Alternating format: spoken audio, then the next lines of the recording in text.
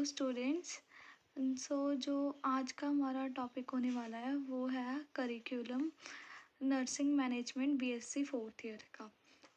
Curriculum क्या होता है? ये सेट ऑफ कोर्सेज होते हैं जो कि एक यूनिवर्सिटीज़ वगैरह ऑफर करती हैं, जिनका एक पर्टिकुलर अपना कंटेंट होता है, अपना सिलेबस होता है।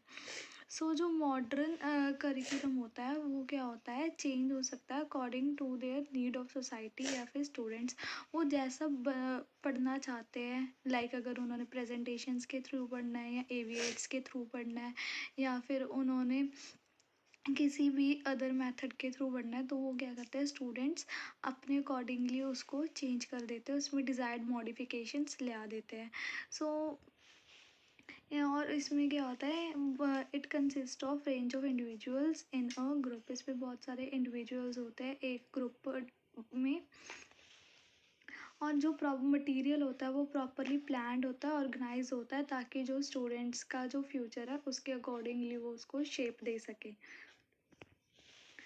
इसमें नेक्स्ट इज इसमें फ्लोरेंस नाइटिंगेल क्या कहती थी कि ये सिस्टमिक अरेंजमेंट होती है जो कि एक यूनिवर्सिटी प्लान करती है for a defined group of students के लिए, ताकि जो कि एक यूनिवर्सिटी है या स्कूल है, जो उनका डिज़ायर्ड गोल है एजुकेशनल प्रोग्राम का, वो अटेन हो सके। Next is component. First is philosophy होनी चाहिए उसके, एंड उसके अपने ऑब्जेक्टिव्स होने चाहिए कि जनरल ऑब्जेक्टिव कौन सा है एंड स्पेसिफिक ऑब्जेक्टिव कौन सा है, प्रॉपरली इनलिस्ट होने चाहिए, पहले से ही पता होना चाहिए।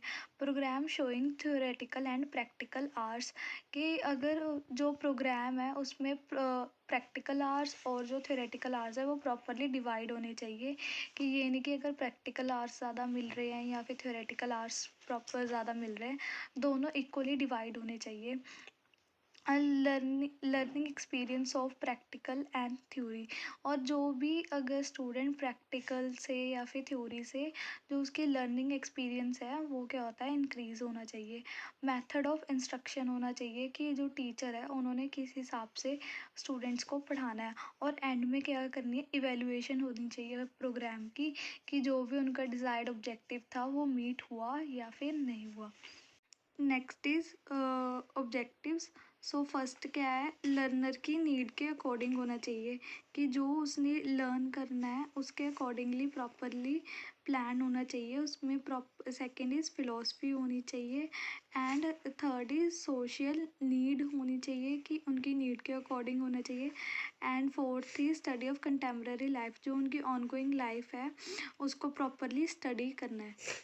Next is curriculum organisation. इसमें इसके क्या होते हैं, इसके 3 कंपोनेंट्स आते हैं, articulation, balance and continuity.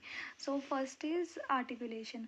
Articulation में क्या होता है कि एक सब्जेक्ट का दूसरे सब्जेक्ट के साथ प्रॉपरली क्या रिलेशन है, और वो क्या करता है कि उसको स्कोप को रिवील कर देता है, कि उसके अदर भी और किसी सब्जेक्ट्स में उसका क्या क्या स्कोप होगा। लाइक अगर हम अनैटमी एंड फिजियोलॉजी अगर स्टूडेंट्स स्टडी करते हैं, तो उसका रिलेशन किसके साथ आ जाता है, एमएसएन के साथ आ जाता है या मेंटल हेल्थ के साथ आ जाता है, जिसमें हम एमएसएन में हम उसकी बॉडी के अगर हमें प्रॉपरली फंक्शनिंग के बारे में अगर नहीं पता होगा तो हम किसी भी प्रॉब्लम का डायग्नोज नहीं कर पाएंगे। And next is balance. उसका क्या होना चाहिए, प्रॉपरली जो भी करिकुलम है उसका प्रॉपरली बैलेंस होना चाहिए क्लासरूम एक्सपीरियंस के साथ। जो भी प्रैक्टिकल आवर्स हैं या फिर एक्स्ट्रा करिकुलर एक्टिविटीज़ है वो प्रॉपरली बैलेंस में होनी चाहिए, कि ये नहीं कि अगर स्टूडेंट्स ज़्यादा ही क्लासरूम एक्टिविटी में अगर स्टडी कर रहे हैं और उनकी एक्स्ट्रा करिकुलर एक्टिविटीज़ हो ही नहीं रही। और जो बैलेंस होना चाहिए between direct and indirect learning experience में।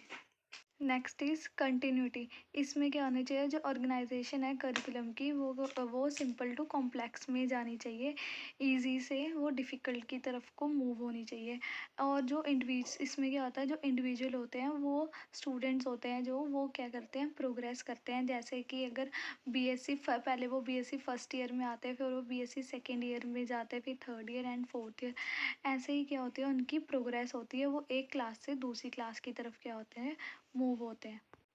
फैक्टर अफेक्टिंग करिकुलम कि कौन कौन से फैक्टर्स हैं जो कि एक करिकुलम को इफ़ेक्ट कर रहे हैं।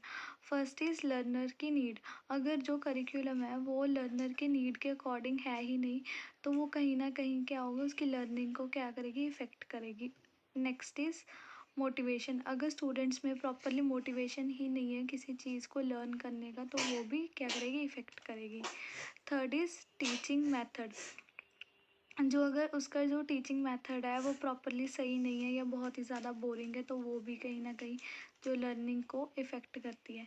And fourth is teaching time duration. अगर टीचिंग का जो टाइम है वो बहुत ही ज़्यादा प्रोलॉन्ग जा रहा है, तो वो स्टूडेंट्स क्या होने लग जाते हैं, bore.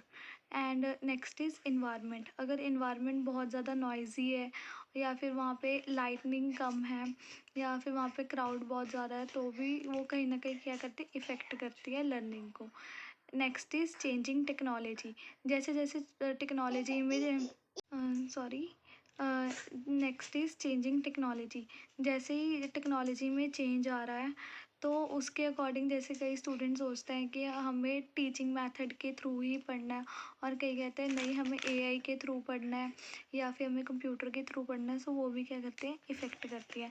And next is intellectual abilities.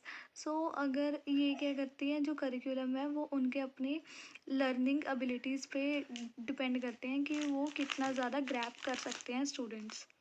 Next is step in development of curriculum कि हमने कैसे हमने एक करिकुलम को डेवलप करना है। सबसे पहले क्या करनी है, हमने अपनी मिशन स्टेटमेंट को डेवलप कर लेना है।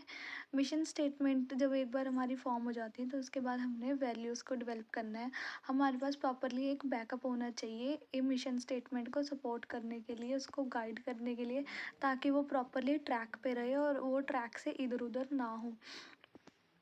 और उसके बाद हमने क्या करनी है, जो सिचुएशन है उसको असेस करना है। जो सिचुएशन हमारी कौन सी होती है, internal situation and external situation. Internal situation को हमने असेस करना है कि जो इनसाइड द ऑर्गेनाइजेशन होती है, कि अगर जो टीचिंग है वो प्रॉपरली सही से चल रही है, जो स्टूडेंट्स हैं वो प्रॉपरली वर्क कर रहे हैं, उन्हें सब कुछ समझ में आ रहा है। Next is external. जो एक्सटर्नल सिचुएशन को हम, उस एक्सटर्नल सिचुएशन में क्या कुछ आ जाता है, लाइक कस्टमर आ जाते हैं, कंपटीशन आ जाता है कि बाहर कितना ज़्यादा कंपटीशन है उस पर्टिकुलर करिकुलम को लेके। इकॉनमी उसकी प्रॉपरली जो इन्वेस्टमेंट है वो कितनी होनी चाहिए उसके ऊपर।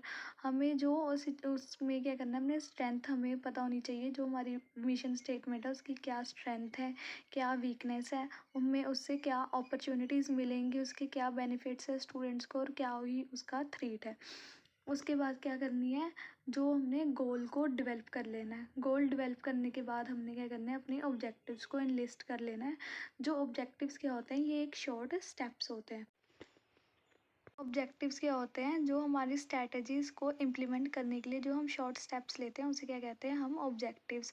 और ये ऑब्जेक्टिव्स क्या करते हैं, डिस्क्राइब करते हैं कि जो इंडिविजुअल ने, किसी टीम ने और शॉर्ट पीरियड में कितना कुछ उसने अकम्प्लिश किया है।